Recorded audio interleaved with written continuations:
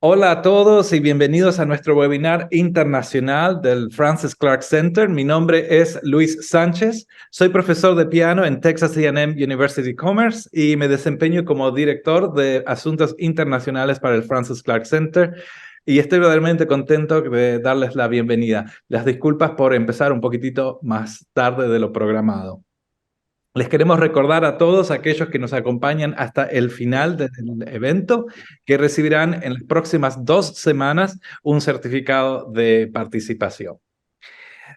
Es un verdadero placer presentarles a nuestro invitado de hoy, Alberto Urroz, y su presentación Descifrando a Scarlatti, la imaginación es clave. El pianista español Alberto Urroz es reconocido solista, también activo como músico de cámara y repertorista, aclamado por público y crítica en Europa, Asia y América. Un exitoso debut en el año 2008 en Carnegie Hall de Nueva York impulsó su carrera internacional. Fundador y director artístico del Festival Internacional de Música de Mendigorre en España y es presidente de EPTA, European Piano Teachers Association en España. Es profesor doctor y es en el Conservatorio Arturo Soria en Madrid. Sin más, los dejo en manos de Alberto Urroz y su gran presentación que tiene preparada para hoy sobre la música de Scarlatti. Gracias, Alberto. Hola, gracias Luis y encantado de estar aquí con todos los que nos escuchen. Buenas tardes, buenos días, según donde se encuentren. Y, mi acercamiento con Scarlatti viene sobre todo, es una pasión juvenil, desde prácticamente mi época de estudiante. Me encantaba leer, tenía cierta facilidad para la lectura vista y me propuse leer las 555 sonatas de Scarlatti, aunque ahora se sabe que hay más. Las leí completas, lo volví a hacer cuando estaba estudiando en Estados Unidos y más recientemente, en el año 2017, volví a este repertorio y volví a leerlas todas para hacer una grabación que se publicó en IBS Classical, mi casa discográfica aquí en España. Es un repertorio que me ha apasionado siempre. He sido muy fan de grandes pianistas que lo han tocado magistralmente. No podría decir desde Horowitz, por supuesto, Pogorelic, pasando por Kirkpatrick también, por Scott Ross, grandes intérpretes al clave, o Antoni di Buenaventura, que era un pianista que a mí me fascinó durante muchos años y que lo sigue haciendo, por cierto. Un pianista muy conocido en Estados Unidos que quizás no lo sea tanto en Europa. Este repertorio, cuando entré en la vida de Scarlatti, realmente te das cuenta que no hay muchísimo que leer porque se sabe poquísimo o casi nada.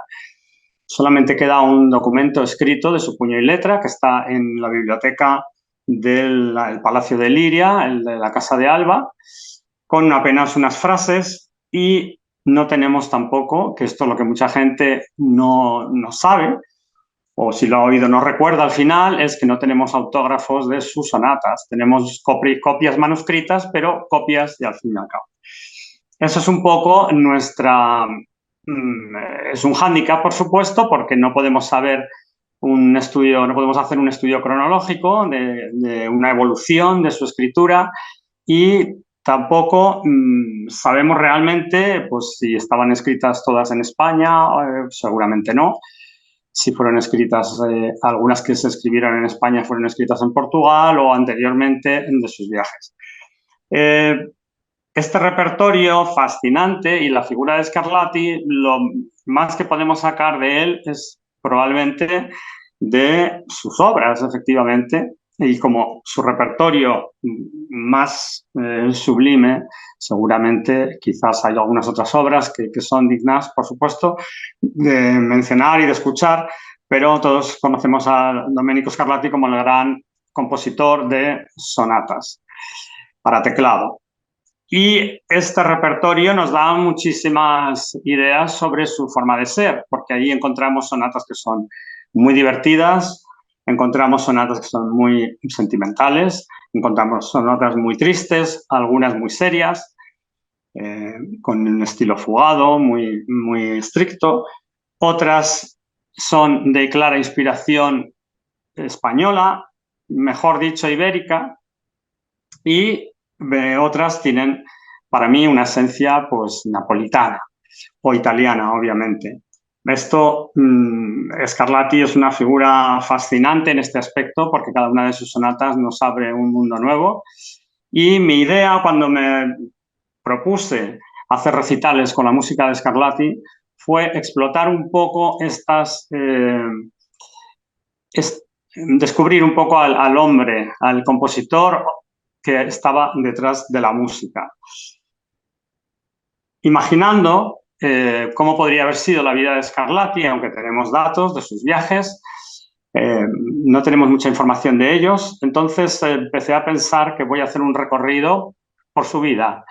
Voy a empezar en Nápoles, voy a seguir con sus viajes a Florencia en 1703 o 1702 y 1705, si no recuerdo mal. Voy a continuar con su periplo buscando trabajo por Italia, voy a seguir en su traslado a Lisboa y ponerse al servicio del rey João V y de Bárbara de Braganza y posteriormente con el matrimonio de María Bárbara de Braganza con el que sería posteriormente el rey Felipe VI, pues su traslado a Sevilla primero y después a Madrid. Curiosamente, en este viaje imaginario que yo quería programar, empecé a descubrir características de ambientes o de músicas que yo me podía imaginar.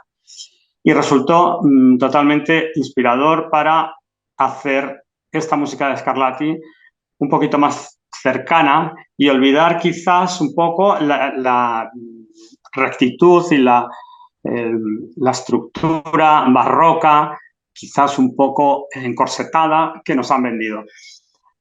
Diciendo esto, también tengo que advertir que Scarlatti es probablemente el compositor barroco que permite más libertad de todos los que interpretamos hoy en día, porque uno no puede interpretar una suite de Bach con una libertad excesiva, tiene que respetar unos ciertos cánones en el tempo, etc. Lo mismo puede decirse de la música de Händel y, sin embargo, de la música de Scarlatti encontramos versiones con todo tipo de dinámicas, de tempi, unas más rápidas, la misma obra interpretada rápida o lenta y, curiosamente, todas convencen. A mí esto es otra cosa que me fascinaba de Scarlatti. En este viaje, que yo comienzo obviamente en Nápoles, donde nace Scarlatti, tenemos que ser conscientes de que era hijo de Alessandro Scarlatti, otro grandísimo compositor, más centrado en otro tipo de música, más religiosa y escénica, y que hay documentos en el que mismo Alessandro Scarlatti, cuando buscaba colocar a su hijo, le dice que tiene un especial talento para la armonía.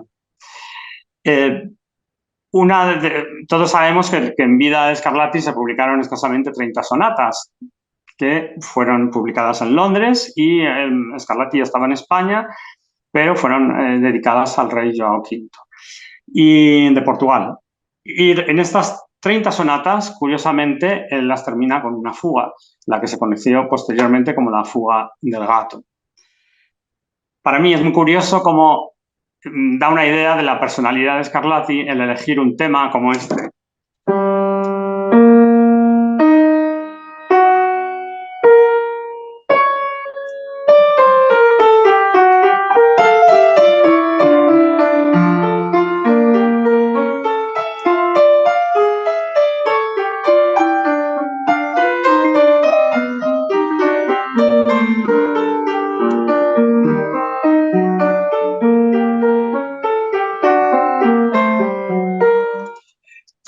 Bueno, es un tema que podría ser, efectivamente, como luego se ha denominado esta fuga, la fuga del gato, de un gato paseando por el teclado, muy humorístico, pero en cambio lo que escribe es una sonata en estilo fugado muy seria y con un inevitable recuerdo del órgano. Sabemos que él, obviamente, tenía una formación en este instrumento también. Bueno, yo cuando he interpretado esta sonata he tratado de buscar eso y en los pasajes finales es curioso cómo está escrito con unas octavas que efectivamente pueden sonar muy organísticas.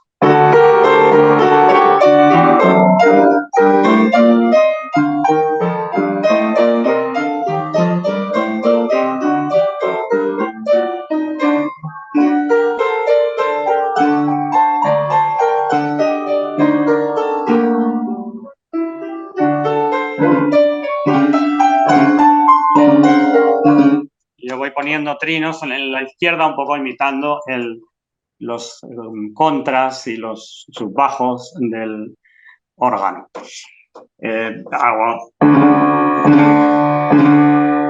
Y la verdad que da un efecto muy grandioso y realmente nos lleva a una acústica de una gran catedral o de una iglesia.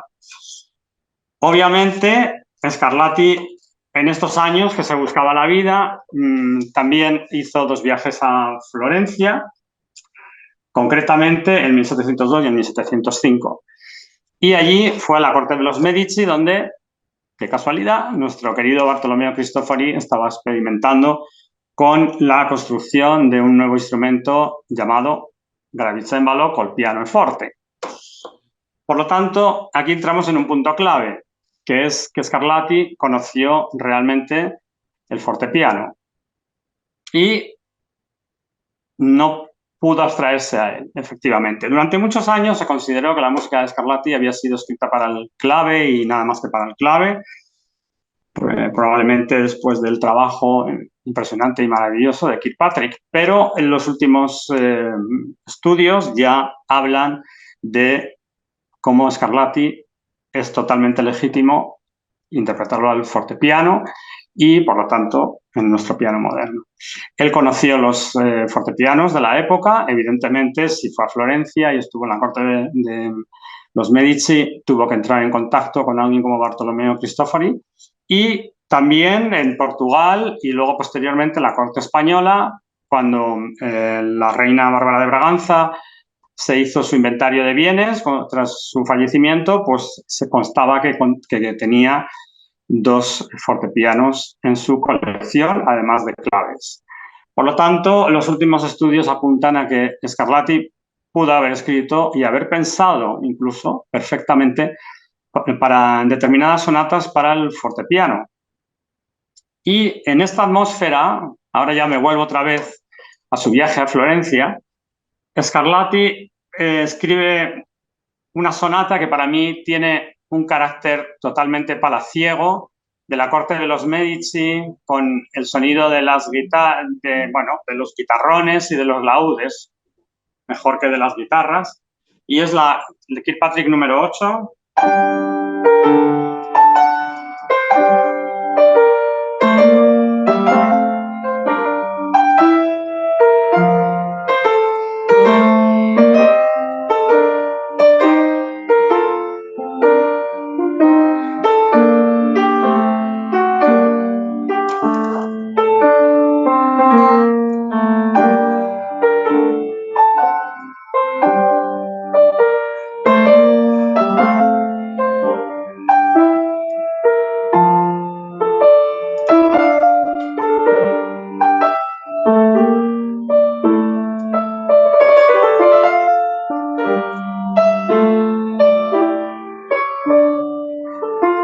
Este ambiente tan refinado que perfectamente podría ser un par de laúdes tocando esta música.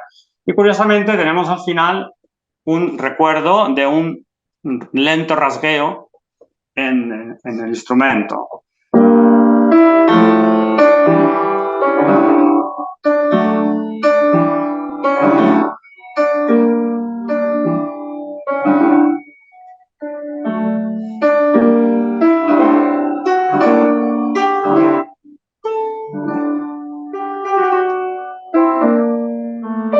Y continúa, vuelve el ambiente. Entonces aquí entramos ya en una de las claves para cuando uno se enfrenta al repertorio de Scarlatti y son las diferentes versiones. Porque evidentemente al no tener manuscritos autógrafos originales, tenemos copias, hay curiosamente muchísimas diferencias entre unas versiones y otras. Esto seguro que al que ha tocado Scarlatti lo ha visto, ha escuchado su sonata y ha dicho, bueno, pero si aquí están haciendo algo diferente. Bueno, esto que es bastante normal y se debe a esta razón a las diferentes copias que hay por el mundo, especialmente en Italia, en España. La mayoría de los pianistas ahora mismo tocan este final de otra manera, ya como lo he hecho yo, que lo voy a repetir.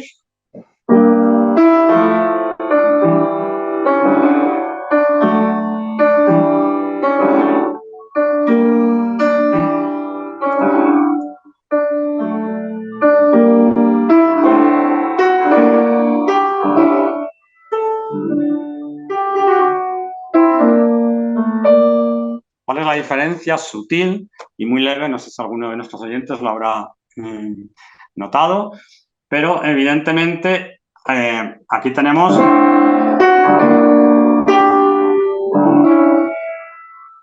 dominante, el acorde dominante. Sin embargo, a mí, curiosamente, sin escuchar esto, yo tenía esa partitura, pero se me hacía siempre muy duro ese final. No entendía cómo una cosa tan refinada, tan maravillosa, tan sutil, podía acabar con ese acorde que a mí me chocaba un poquito. Y fijándome, decidí ir a la edición facsímil de las 30 sonatas publicadas en Londres. ¿Y cuál es mi sorpresa? Que efectivamente en esa partitura no aparece ni el do sostenido ni el mi natural. Por lo tanto, sería de la primera, como lo he tocado la primera vez.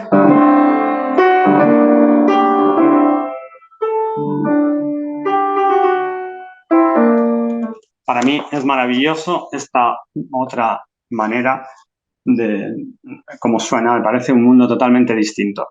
Evidentemente, ahí entra la elección personal del intérprete. Uno puede decidir que va a hacer lo que es más lógico, quizás, no lo sé, desde el punto de vista armónico, o puede utilizar, es decir, bueno, como no tenemos el autógrafo original, ¿qué sabemos aquí? Si eso fue un error de impresión o fue realmente el deseo de Scarlatti. Ese es uno de los misterios de este repertorio. Scarlatti, de estos viajes que hizo entre Florencia tal y, bueno, regresaba a su Nápoles natal. Yo elegí 2 sonatas representativas de esta ciudad maravillosa que conozco muy bien porque he visitado en muchas ocasiones y que adoro y que es la cuna de la canción italiana, obviamente, todos lo sabemos, la canción napolitana, y también de esa Italia agitada, creativa, llena de energía. La sonata Kirkpatrick 208, para mí es una melodía bellísima, napolitana, y como tal la interpreto. Quizás se puede decir que hay cierto peligro de caer en la interpretación romántica. Yo aquí siempre recuerdo lo que Pnina Salzman, la gran pianista israelí, que fue mi profesora durante 2 años en Tel Aviv, me decía que si ella tocaba una sonata de Scarlatti de esta manera,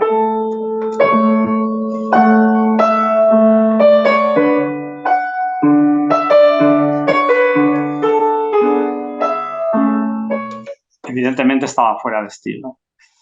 Estaba poniendo muchísima energía, pero si cambiamos la técnica y hacemos ese mismo impulso, pero de una manera más digital, sin poner tanto de nuestro interior ni de nuestro cuerpo, cambia considerablemente.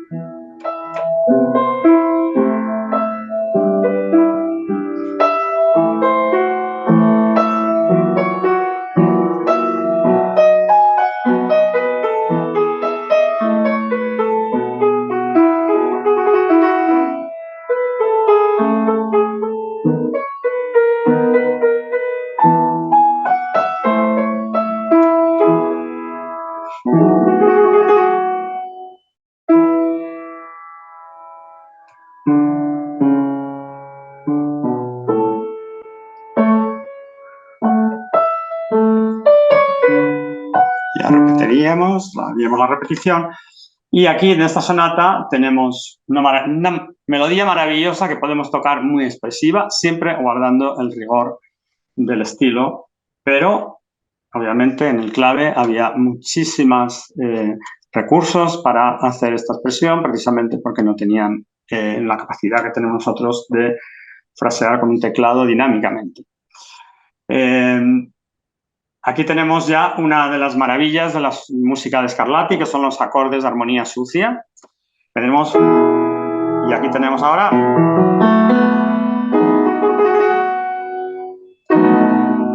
si, mi, fa, la, si.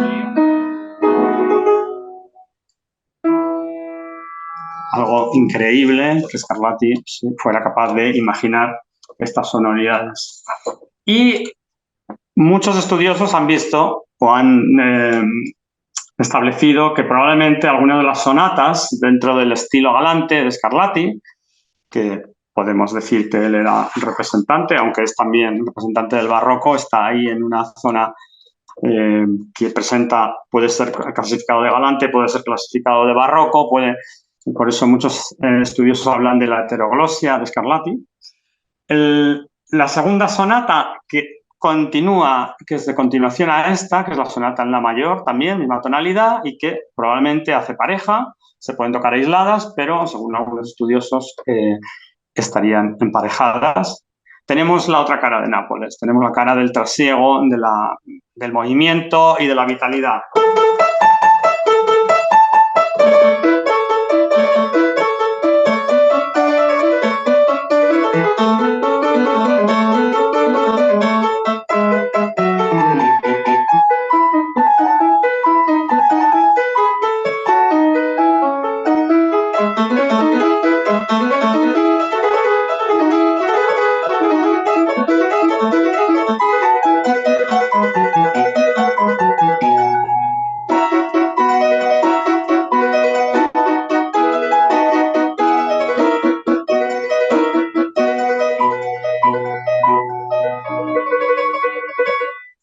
Bueno, y aquí tenemos con esta maravilla que es temáticamente es muy simple esta sonata y en cambio es todo un mundo de buen humor y de positivismo en la música, digamos. Aquí yo me imagino el trasiego de las plazas napolitanas y también la utilización de la guitarra. Estas son las campanas de Mendigorría, porque estoy aquí en un pueblecito de Navarra, enfrente de la iglesia, y como veis tienen una considerable potencia. Entonces, en las guitarras, obviamente, aquí tenemos la escritura de Scarlatti, que hace así.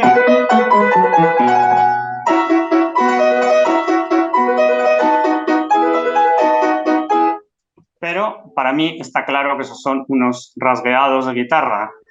Y un rasgueado, si lo hago con 3 notas, no queda tan bonito.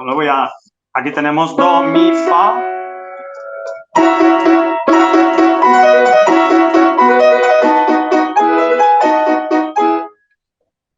Sabemos que las guitarras, por lo menos, ¿no?, las antiguas vihuelas tenían 4 órdenes y la guitarra barroca tenía 5, con notas dobles, evidentemente. Entonces pensé, ¿por qué no vamos a añadirle una nota? Y hacemos un recurso que se hace en el barroco muchas veces cuando tenemos 2 notas que van a una tercera y hacemos una nota de paso. Entonces, lo que hago es añadir una nota y el rasgueo de la guitarra suena mucho más convincente.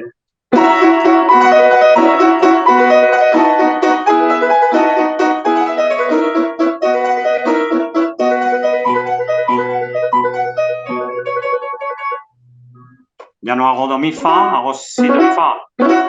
Obviamente, el si no lo mantengo ni lo vuelvo a repetir. Esto es un recurso que, bueno, uno tiene muchísimas posibilidades. Puede probar, hacer una nota, hacer otra. Es mi acercamiento personal técnico a la interpretación de estas obras, pero que creo que funciona. Creo que casi nadie se da cuenta. Solamente perciben que hay algo más que suena más español o que suena más italiano o que suena más característico, pero sin saber muy bien por qué. Bueno, pues de Nápoles, Scarlatti se dirige a Lisboa y entra a formar parte de la formación de María Bárbara de Braganza en 1719. Entra al servicio del rey João V de Portugal y aunque escribe música religiosa allí, hay una sonata maravillosa que es conocidísima y probablemente todos la conocéis, que es también conocida como pastoral. A mí no me gusta ese nombre, pero es la sonata Kirkpatrick número 9, en re menor.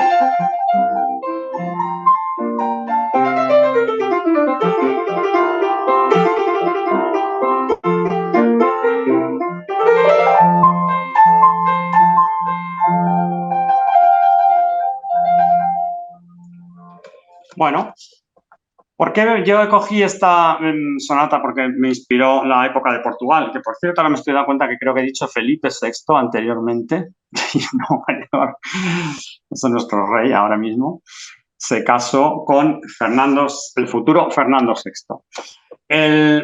Bueno, la música portuguesa, todos sabemos que tiene en el fado su máxima expresión, la música popular portuguesa.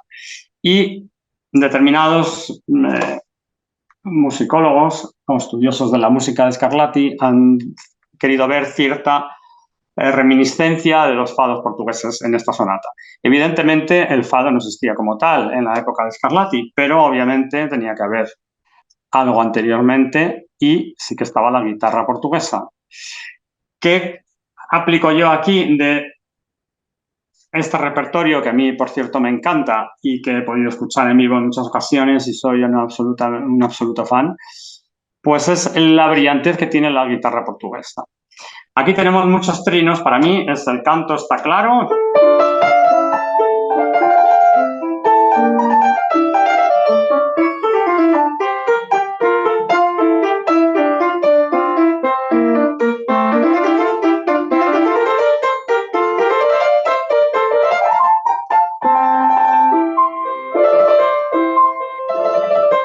Entonces, todos estos trinos trato de hacerlos lo más incisivos posible. Y hay un pasaje en el cual tenemos esto. Entonces, en lugar de empezar, podríamos empezar por la nota real, por el fa, el trino, pero lo que hago es potenciar esa disonancia que se crea con el sol.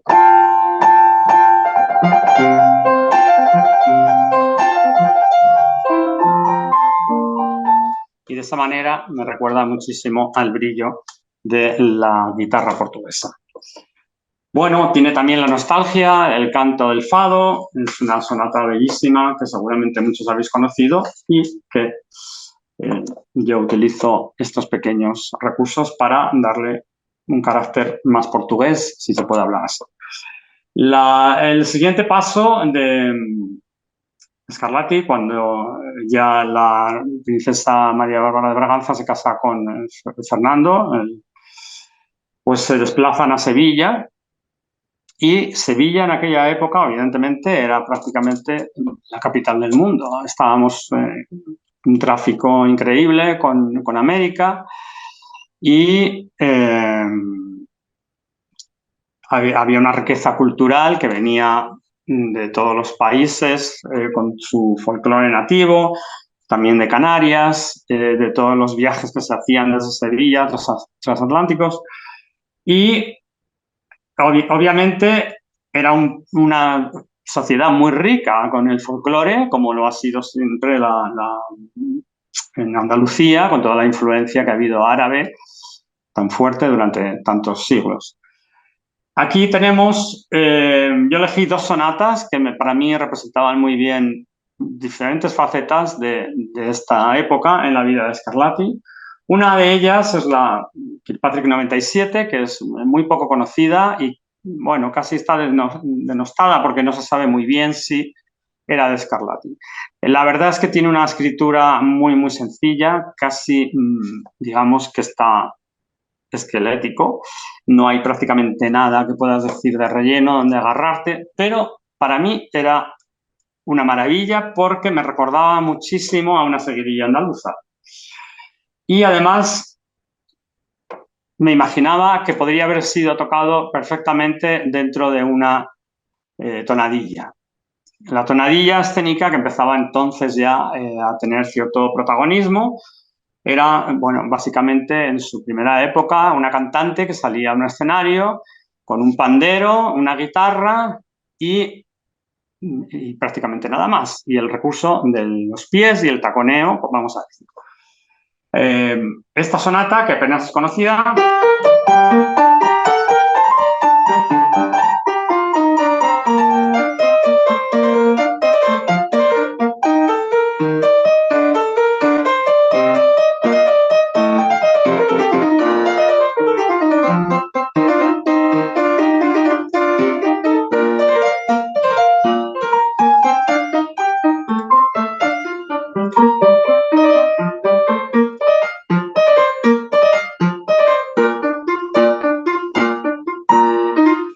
bueno, para mí es muy simpática, a mí me encanta, tengo especial cariño por esta obra y decidí ponerle unos adornos para que realmente reflejaran mejor esa atmósfera de seguidilla y de tonadilla escénica, donde está presente también los taconeos de la cantante, por ejemplo, ¿vale? Que en un momento sale con las castañuelas, con el pandero y con un guitarrista o ella misma tocando la guitarra. Entonces, aquí las repeticiones, yo la primera parte, esto está escrito así.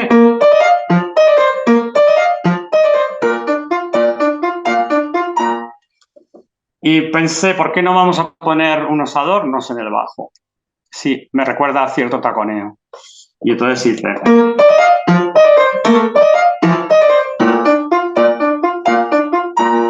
Bueno, a mí el efecto me encanta, lo repito en las dos ocasiones y para imitar las castañuelas también hago en una serie aquí que hay de terceras.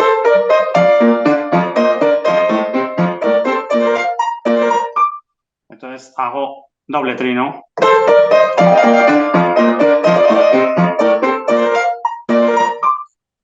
Y creo que gana muchísimo esta sonata. Está muy desnuda, pero al final todos estos adornos le dan un ropaje muy sutil. No me salgo del estilo y creo que le dan muchísima vida a esta sonata.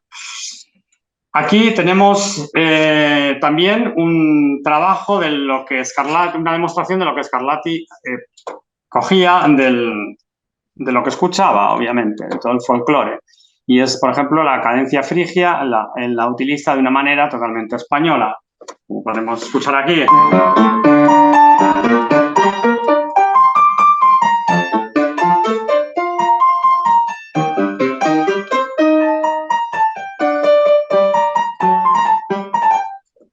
Esto mismo es lo que hace con la sonata en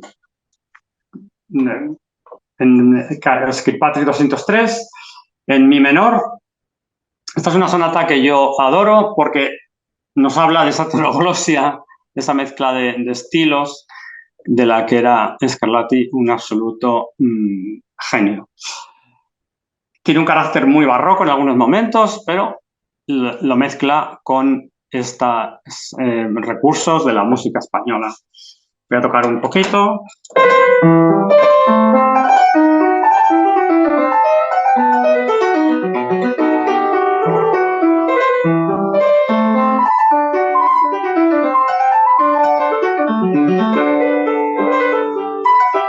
Cadencia andaluza.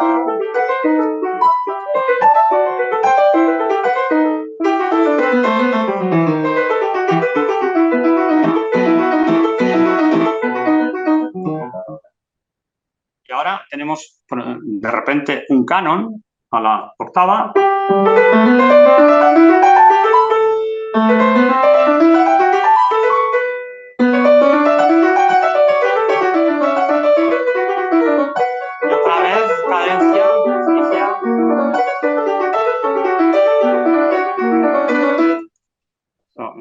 maravillosa manera de mezclar diferentes estilos.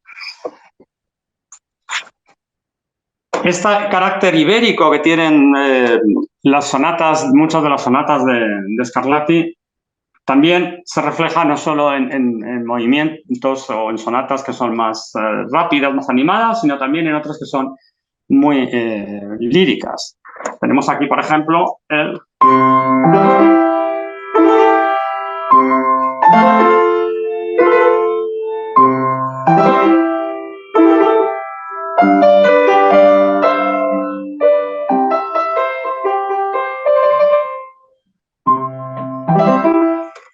tan simple, con unos arpegios, y ya consigue crear toda una atmósfera por la manera de colocar los trinos, etc. Y esta sonata tiene unos pasajes centrales que podrían muy bien adscribirse a la música, bueno, vamos a decir andalusí, para estar un poco más cerca de lo que era la época. Y pasajes que voy a tocar posteriormente, porque antes quiero insistir también nuevamente en los recursos de armonías sucias que hace Scarlatti. Aquí tenemos en la izquierda, aquí, así comienza la segunda parte de esta sonata.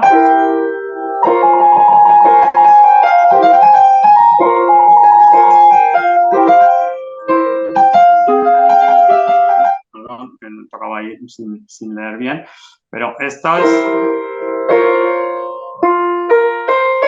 Fa, si bemol, do, re bemol.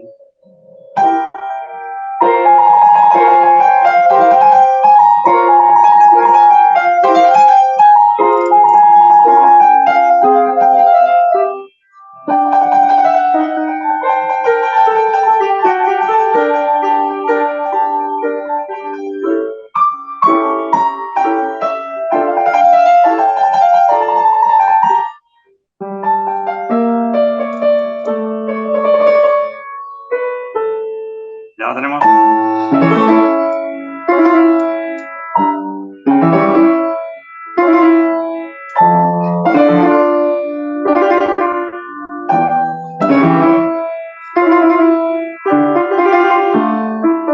Y ahora la maravilla de la música, de algo tan andaluz o andalusí como esto.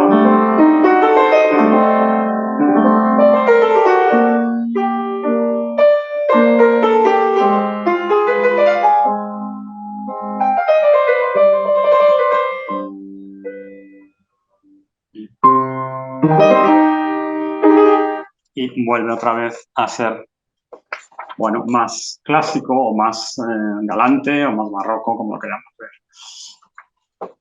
Esta sonata viene aparejada con otra que, bueno, tenemos, es discutible si son parejas o no. En este caso, para mí, está claro que sí. La primera es como quizás es más lírica, en algunos momentos es incluso lamentosa, como este fragmento que acabamos de tocar.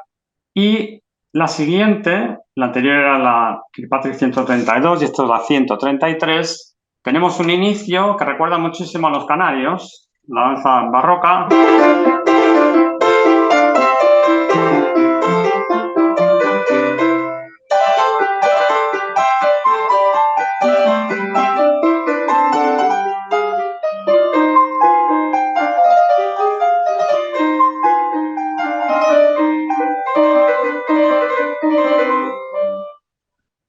Y aquí creo que se toca la velocidad que se toque, hay que hacer un trino doble. No es fácil, para estudiarlo y tocarlo con cierta velocidad hay que trabajar muchísimo. Pero es lo mismo, esto sería un zapateado claramente de carácter andaluz o flamenco, vamos a decir, aunque es un poco arriesgado hablar en estos términos en esa época. Pero nos recuerda también a, por ejemplo, en los zapateados del puerto, de la Iberia del Beniz.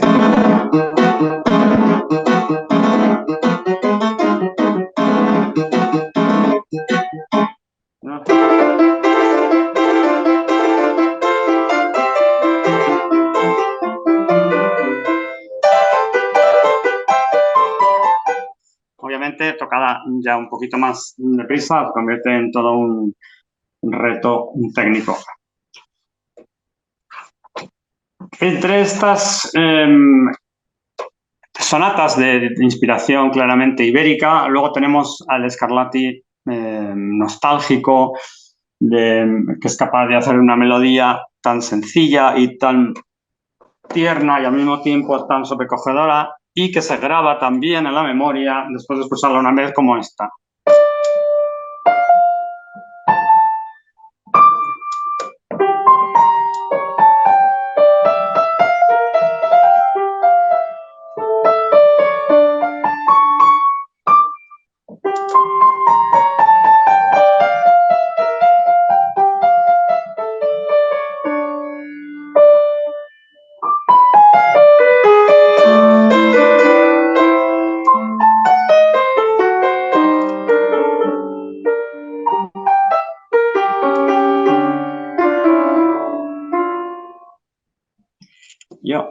Como esta es una sonata bastante lenta, es preciosa, pero se hace en las repeticiones, se puede hacer un pelín larga. Yo lo que hago es que en la repetición, hago con puntillo.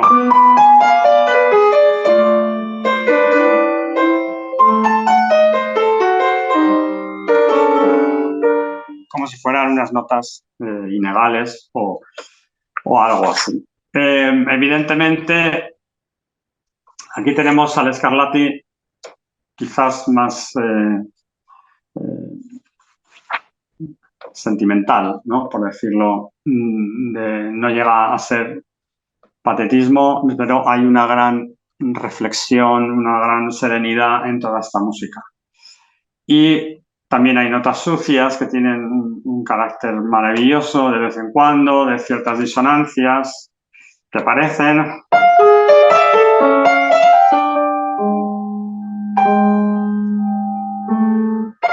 Okay. Son.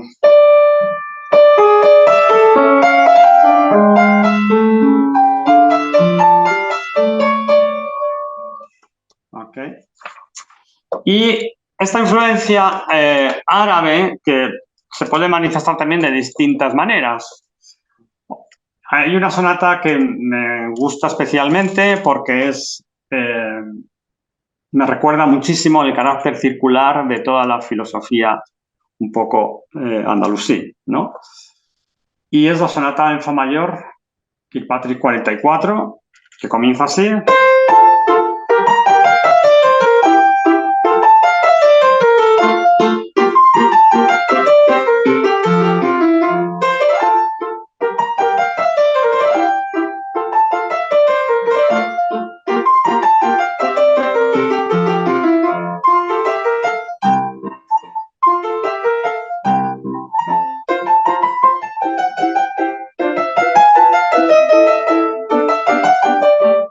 Bueno, tiene un carácter circular que me recuerda a mí a esos techos de esa época, ¿no?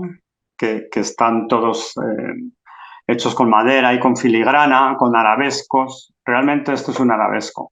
Si os fijáis, y ahora lo vamos a ver un poquito, es una sonata que es ciertamente hipnótica, porque vuelve circularmente todo el rato a donde empieza. El primer tema no me parece tanto.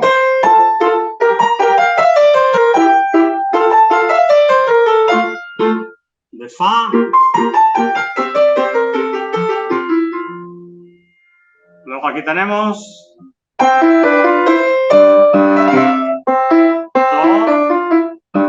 a do. Aquí de do a do. Está toda llena de cosas así. Aquí, por ejemplo, la mano izquierda.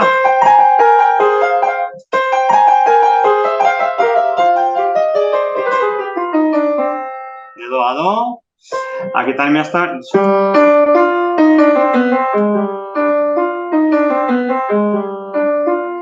Y luego aquí en este pasaje genial.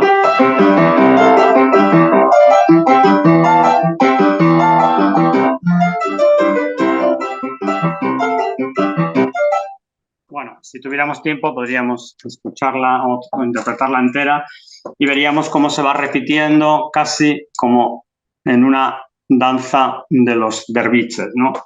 esta inspiración muy, en cierto modo, islámica el carácter sagrado de lo que es redondo y de lo que es circular. Bueno, pues ya me voy a ir terminando porque veo que el tiempo se agota. Me voy a pasar a la época de Madrid.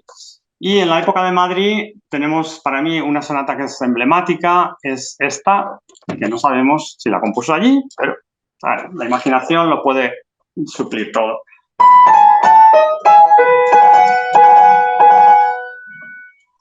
Obviamente esta la conoce yo creo que todo el mundo. Es una sonata que para mí es como un pasacalles, donde me imagino a Scarlatti paseando por las calles de Madrid y escuchando los pasacalles callejeros, y que tiene un bolero.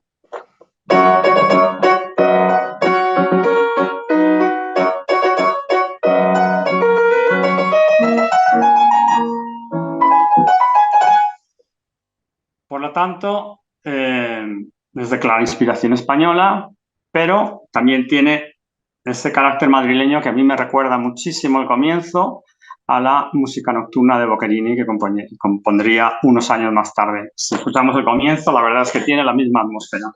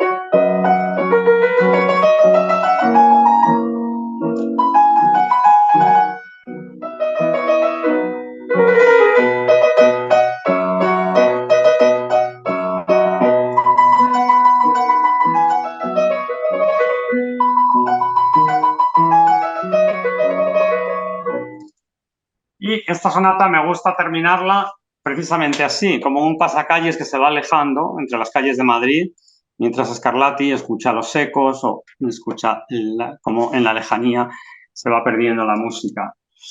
Cuando la repito, la última parte, la segunda parte, lo que hago es hacer un diminuendo gradual muy, muy largo.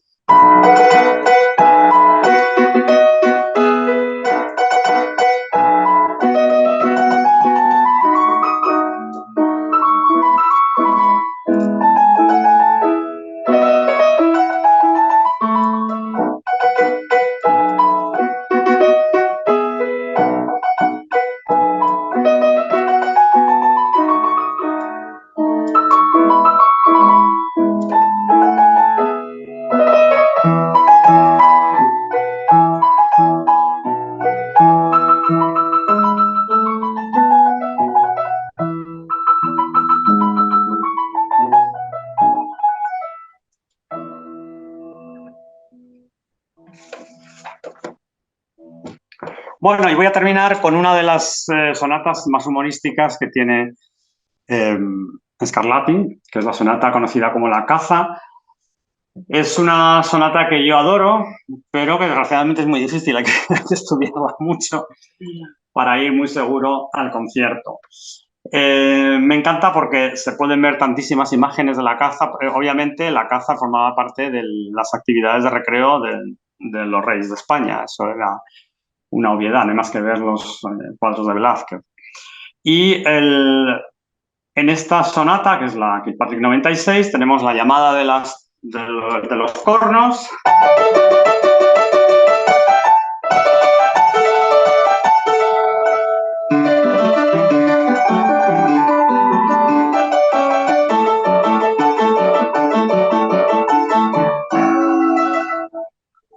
Y para mí ahora tenemos el olfateo de los perros.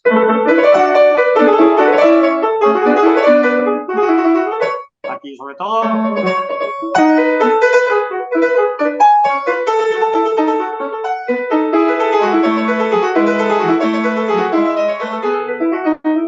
Aquí tenemos al cazador expectante.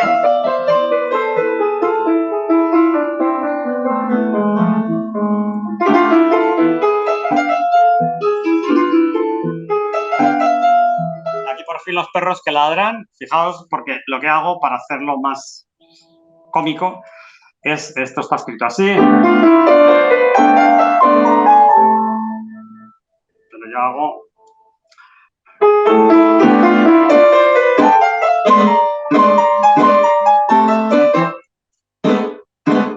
Bien, como si diera wow, un poquito esta atmósfera del ladrido.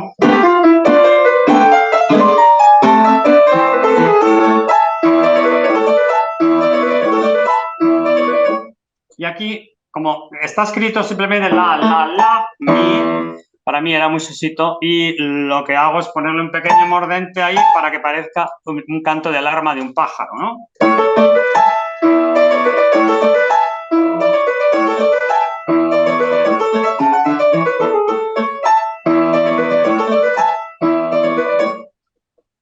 Y tenemos luego, bueno, la miola aquí claramente, muy de inspiración española también. Para terminar, y la continuación y la repetición, que está escrito así. Para mí, esto es como un tiro. Y hago... imitando un poquito el ruido de la escopeta, vamos a decir. Y hay una parte muy simpática, que es, para mí es cuando los galgos corren. Ya sabéis que en la caza con galgos salta el conejo o la liebre y entonces los galgos van corriendo detrás, pero la liebre es muy... y el conejo es muy hábil y hacen unos requiebros, con lo cual el galgo sigue corriendo y no consigue atrapar al conejo o la liebre. A veces sí, pero muchas veces no. Y para mí esto sería una parte muy típica de eso.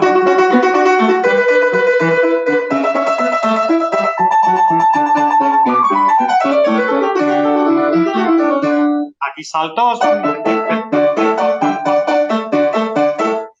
Y luego tenemos esta parte que es la del requiebro.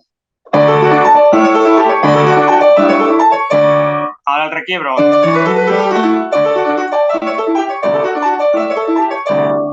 ¿Cómo es? Perdón.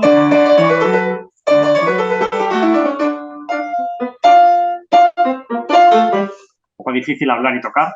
Y terminamos con también aquí otra vez la miola.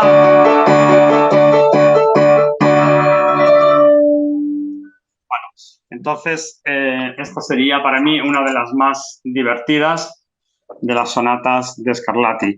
No me quiero salir de tiempo, pero si queréis la podemos escuchar un poquito ya para despedir en la grabación del disco que grabé para IBS y podemos imaginar un poco estas escenas de caza que son bastante simpáticas. Y así os los voy comentando. La llamada de los clarines.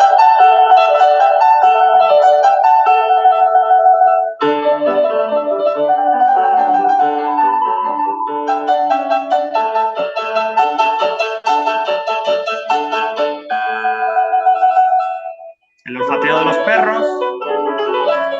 Para un lado y para otro.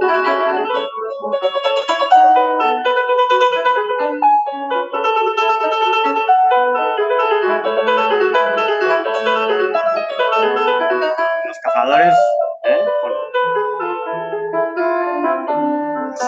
sigilosos caminando hacia donde puedan estar las presas.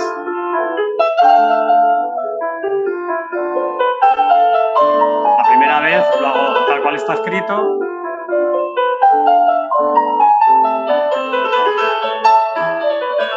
El canto de las aves, el canto del arma.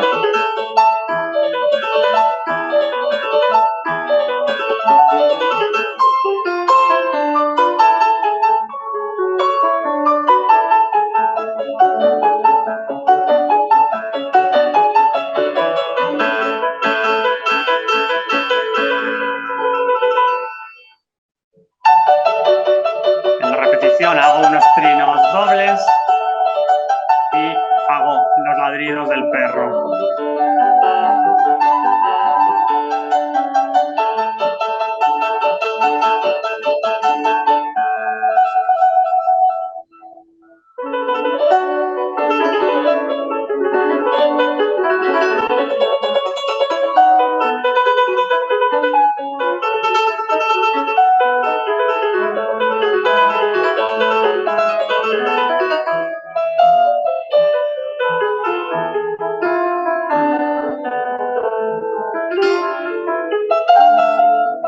Ahora vendrían los ladridos.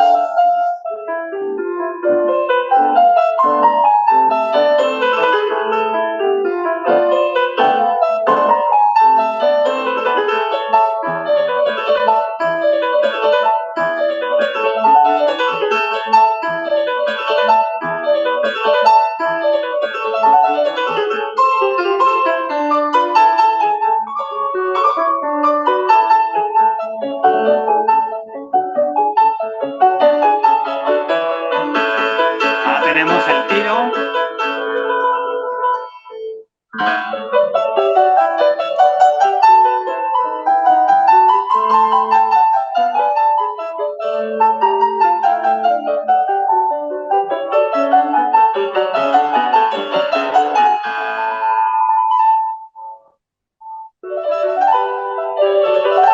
El olfateo de los perros otra vez y ahora los requiebros.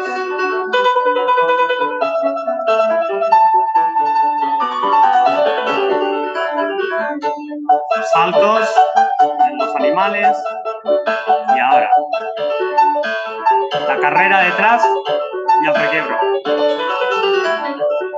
Otra vez.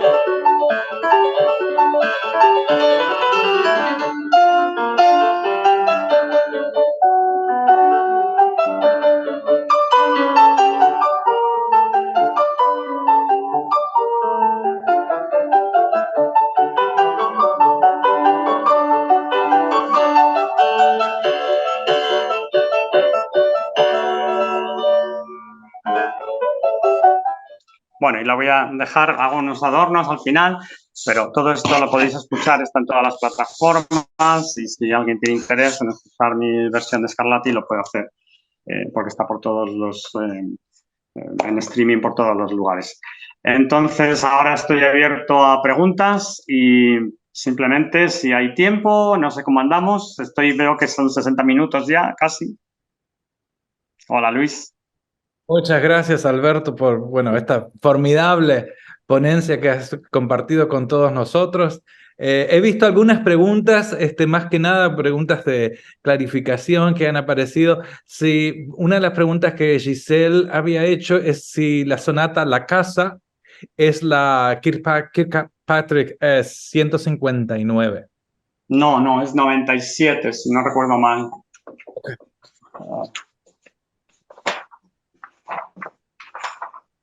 No, 96, perdón, 96.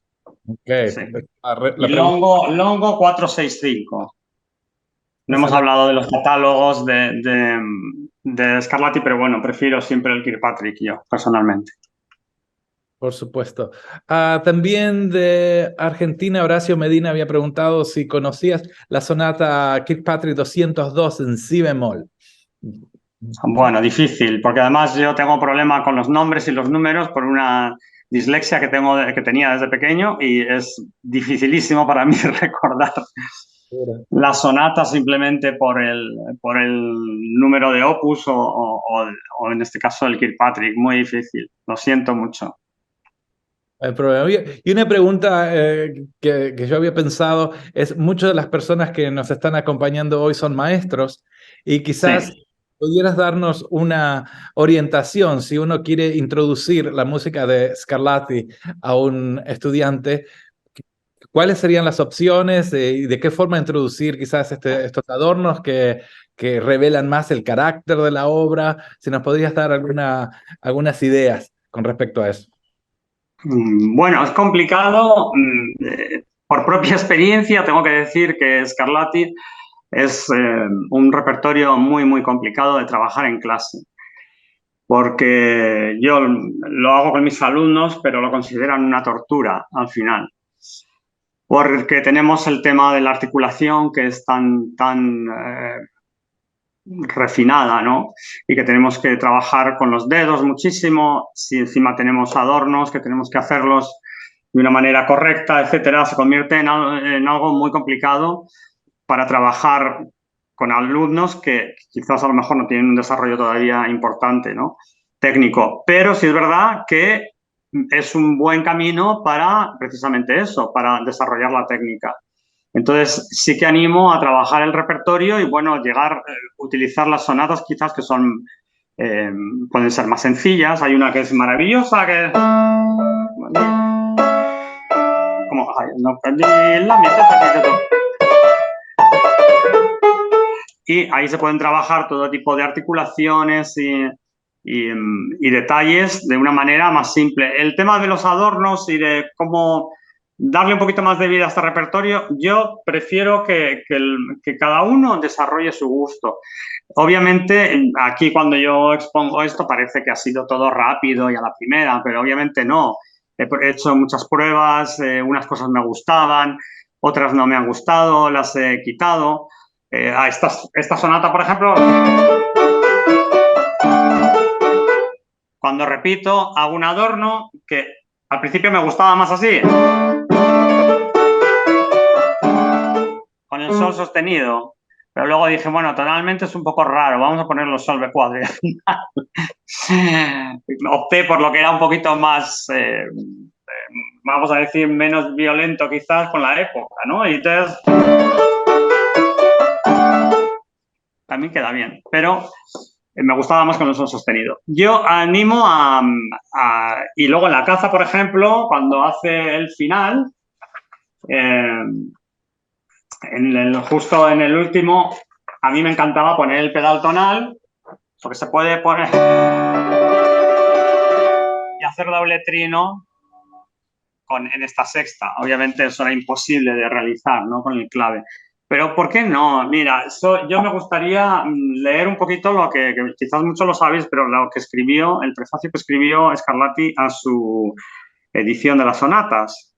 Y entonces él decía, no esperes en estas composiciones, seas diletante o profesor, conocimientos profundos, sino más bien el ingenioso juego del arte, para adiestrarte en el dominio del gravicémbalo. Nos está diciendo que podemos ser libres, que podemos... Porque al final termina diciendo que espera que al que se acerque a esta música se muestre più humano que crítico, es decir, más humano que crítico. Así que Scarlatti es esa maravilla. Puedes improvisar, puedes hacer cosas que a lo mejor quizás no estarían tan permitidas. Hay que ir con cuidado, obviamente, no pasarse, pero creo que él era un músico abierto y completamente moderno y terminaba su prefacio diciendo dándonos un consejo que era vivi felice, es decir, sé feliz, vive feliz. O sea que eso es lo más importante al final. Fantástico. Para concluir, hay una última pregunta también de Horacio Medina que dice, quiero preguntar acerca de esa ausencia de sentimentalismo que le había expresado su profesora. ¿Tiene que ver con imitar el clavicémbalo? No, a ver, ella no decía que no se interpretara de una manera sentimental, sino que no se utilizaran los recursos que a lo mejor utilizamos en la música romántica, ¿no? De una transmisión del peso y como podemos hacer en Chopin, por ejemplo, ¿no? Entonces, eso es lo que ella decía que sonaba banal y en cierta medida estoy totalmente de acuerdo. Pero que sí lo podíamos hacer siempre y cuando nuestra articulación y toda esa expresión viniera más expresada con los dedos. Obviamente esto es quizás una conexión con la técnica clavecinística, ¿se puede ver así? Pues quizás sí. Pero esto es lo que ella amaba a Scarlatti. Hay que decir que Scarlatti no se dejó de tocar nunca, desde que apareció esa edición en Londres, que Clementi reeditó sonatas. Luego Czerny era un enamorado, Chopin, Brahms, en fin. Las músicas de Scarlatti siempre se ha interpretado. Y a mí me parece que, bueno, ponerle un ropaje romántico no es la mejor opción. sobre todo técnicamente, ¿vale? Entonces, con una técnica un poquito más, digamos, más clavecinística, que se puede trabajar, eso ya sería muy largo de hablar aquí, yo creo que mejora muchísimo. Se puede tocar con un gran sentimiento y no sonar banal ni fuera de estilo. Fantástico, Alberto. Nuevamente, muchísimas gracias por ser parte de nuestra serie de webinars internacionales que organizamos aquí en el Francis Clark Center. Voy a compartir aquí en el chat nuestro website, pianoinspires.com, donde en unos días podrán ver nuevamente la grabación de este webinar. Y también tenemos otros recursos que no solo están en inglés, pero tenemos también en español, portugués, chino, coreano y japonés. Así que sin más, nuevamente, muchísimas gracias, Alberto. Gracias a todos. Gracias. Sí. Gracias a vosotros, Luis, y al Clark Center, porque es una oportunidad también compartir. Me encanta que estoy en un pequeñito pueblo de Navarra, España, y estoy compartiendo, bueno, pues mi experiencia y mi conocimiento con tantísimos pianistas por todo el mundo, y me parece fantástico aprovechar de esta manera la tecnología. Así que muchas gracias por la oportunidad que nos ofrecéis. Por supuesto, muchas gracias y muy buen fin de semana para todos. Y nos vemos en el próximo encuentro. Gracias. Gracias.